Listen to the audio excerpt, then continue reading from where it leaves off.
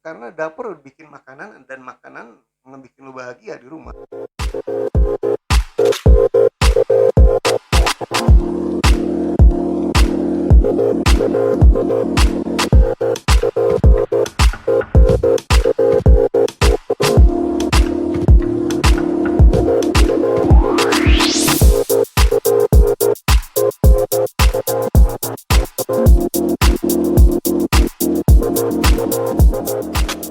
Assalamualaikum warahmatullahi wabarakatuh. Halo teman-teman, ketemu lagi sama gue di YouTube channel ini. Kali ini dalam segmen ngebangun rumah. Ini juga YouTube video pertama yang gue bikin setelah gue pindah channel. Sisanya nih ada re-upload ya sejauh ini. Kemudian ini juga YouTube video pertama di mana gue berhasil mengoperasikan mikrofon ini setelah gue beli. Jadi kalau misalnya lu bisa nonton video ini berarti mikrofonnya jalan dan sound cardnya juga jalan. Jadi beberapa bulan yang lalu gue pernah ngeposting yang ini, 8 tips untuk merancang atau merenov rumah. Dan sekarang gue ingin memberikan 8 tips kedua ya. Nah, untuk memberikan 8 tips kedua ini gue kasihkan pengantar sebuah perbandingan. Ini adalah tabel 3 perbandingan. Pertama, tipikal rumah zaman dulu yang mana coveringnya luas gitu ya. Kedua, rumah buatan developer zaman sekarang rata-rata. Ketiga, rekomendasi gue.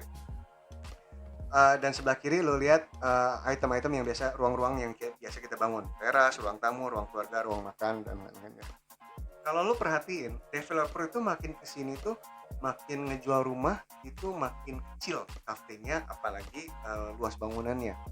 Dan misalkan kalau dulu tuh ada lahan 100 gitu ya, dia bagi jadi 10. Dan kita juga di kafling itu masih ada ruang untuk bergerak. Sekarang itu kalau misalnya ada lahan 100, dia squeeze, dia bangun jadi 12 kafling, tapi ya konsekuensinya adalah masing-masing kafling itu jadi sangat-sangat kecil. Dan dengan sangat-sangat kecil itu beberapa ruangan jadi dikorbankan. Contohnya kayak gini, nih contohnya yang lu lihat nih, teras dulu ada, sekarang jadi kecil. Ruang tamu sama ruang keluarga dulu tuh terpisah rumah zaman dulu ya. Sekarang itu rata-rata digabung. Udahlah kalau ngejamu tamu bareng aja langsung di ruang keluarga gitu. Yang mana bagi gue itu nggak patut. Kenapa? Karena ruang keluarga ya untuk keluarga, ya ruang tamu ya untuk tamu gitu kan. Yang mana nggak semua orang bisa welcome itu, tapi rumah buatan developer zaman sekarang itu malah digabung gitu ya. Dan kenapa? Karena taktiknya yang gue bilang tadi, karena mereka ingin nge-squeeze gitu. Nah, kalau saran gue, ruang keluarga tetap ada, tetap terpisah dan tetap steril dari tamu. Hargai privacy lu sendiri, dan lu ngejamu tamu di teras aja. Tapi syaratnya adalah lu ngebangun teras yang enak, yang juga welcoming dan sopan gitu. Karena mungkin ada perasaan bagi sebagian tamu, kok gue nggak disuruh, kok nggak diajak masuk gitu. Kayaknya nggak sopan gitu kalau kita nggak ngajak masuk. Makanya hilangkan ke stigma ketidaksopanan itu dengan membuat teras yang enak. Sekarang kita bahas tips ke-10, yaitu dapur. Nah, zaman dulu ini orang tuh ngebikin rumah kurang efisien. Jadi dia menghabiskan lahan untuk ada dapur bersih, yang mana agak-agak sedikit useless karena hanya pajangan doang gitu. Kemudian semua operasi ada di dapur kotor. Nah, ini sebenarnya waste of space banget. Seharusnya satu rumah dapur itu cukup satu, tapi yang enak.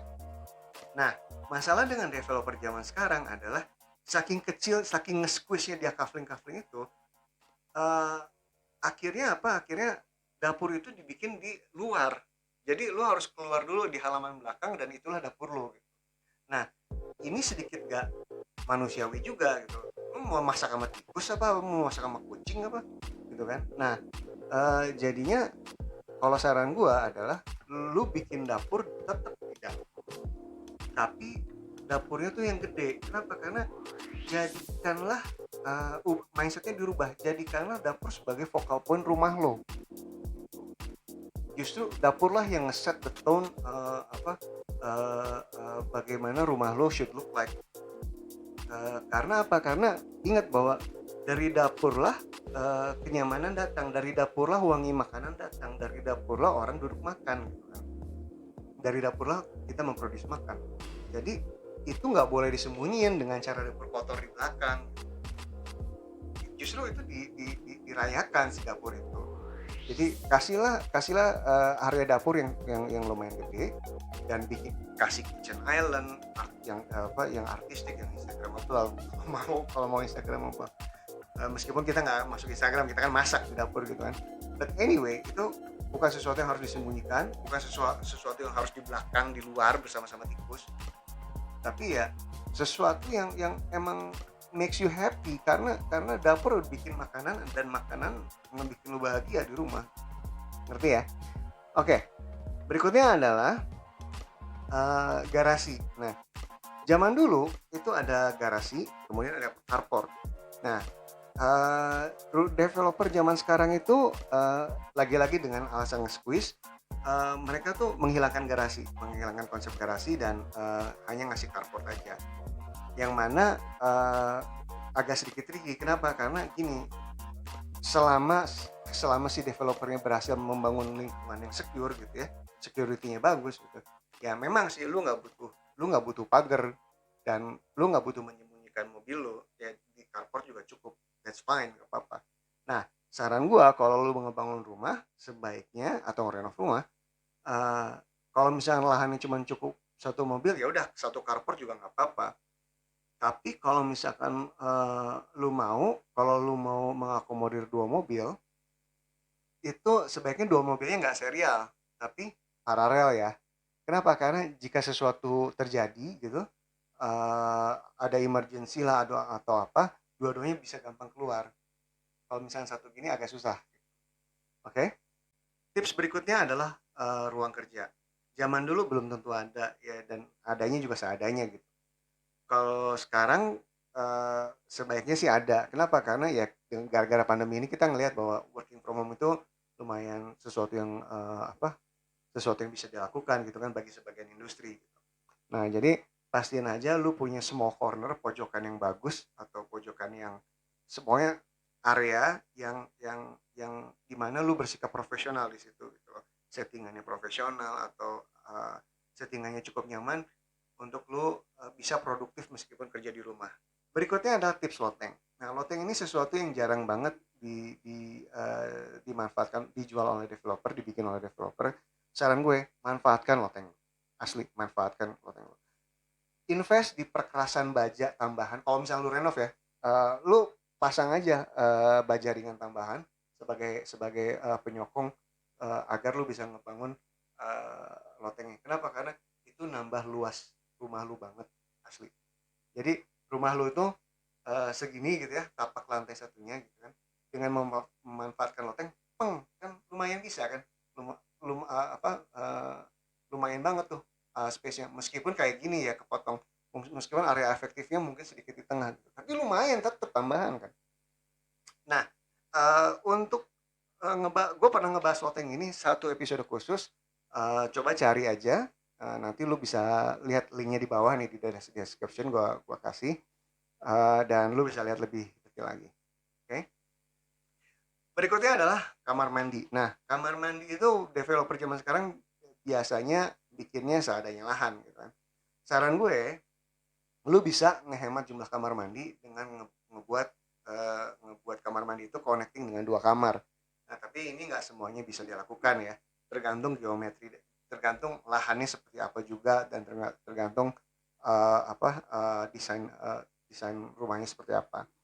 Nggak semuanya bisa dilakukan, tapi kalau bisa melakukan ini itu bagus banget karena itu akan ngehemat. Nah, bangun yang kering, bangun yang bersih, bangun dan nyaman. Gue pernah juga bikin episode khusus tentang ini. Simak di sini, linknya juga ada di description. Oke. Okay. Berikutnya adalah jangan tanam pohon. Saran gue, kalau misalkan pohonnya di lahan sempit, itu resiko rayap. Nah, dan ini ada satu hal yang menarik. Jadi gini, kalau lo jalan-jalan ke marketing galerinya developer, lo lihat ya developer tuh nanamnya pohon apa, nah lo contek tuh. Kenapa? Karena developer itu selalu milih tanaman yang minim perawatan. nggak perlu disiram sering-sering, pasti berbunga segala macam. Kenapa? Karena mereka berusaha cut cost di situ. Jadi sebenarnya itu contekan yang bagus sih sebenarnya. Nah, kembali ke tabel, eee, di rumah zaman sekarang itu kalau dijual sama developer halaman samping hampir pasti tidak ada. Saran gue, sebisa mungkin lu punya halaman samping, bikin halaman samping. Dan eee, terakhir halaman belakang itu developer sebagian ada, sebagian tidak. Mereka membutuhkan halaman belakang juga untuk sirkulasi udara, sirkulasi cahaya, akses cahaya, dan disitulah mereka menempatkan dapur sih sebenarnya, seperti yang kita bahas tadi. Saran gue halaman samping dan halaman belakang harus ada. Kalau lu gak bisa milih dua-duanya, ya udah halaman belakang. Oke, segitu aja dari gue tipsnya. Semoga nanti gue bisa ngumpulin 8 tips berikutnya. Jangan lupa klik like, subscribe, dan pencet tombol notification-nya. Jadi kalau misalnya ada video baru akan ternotifikasi. Leave a comment di bawah, diskusi sama gue. Kalau ada pertanyaan tanya aja, nanti insya Allah gue bisa jawab. Oke, segitu dulu. Sampai ketemu di episode berikutnya. Assalamualaikum warahmatullahi wabarakatuh.